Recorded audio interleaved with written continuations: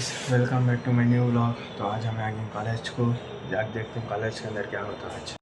तो गाइस चल रहा लंच ब्रेक, हमें हम बाहर बैठे क्लास के बाहर है। तो आज पूरा जल्दी ले जा रहे हैं हमें कॉलेज में आगे। ओके तो गाइस अभी अभी घर को ही हमें या तो कॉलेज छुट्टी तक मैं डायरेक्ट सीधा आ गया घर को। तो अब आए घर को हमें 6:30 को। तो वही सब आ रहा था कॉलेज को हॉलीडे सब मिला दे।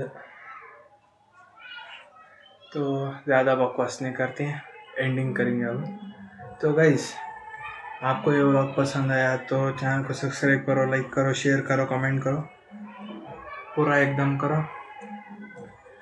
तो मिलते हैं अगली वीडियो में। Bye and thanks for watching. पूरा देखे तो शुक्रिया। बाय।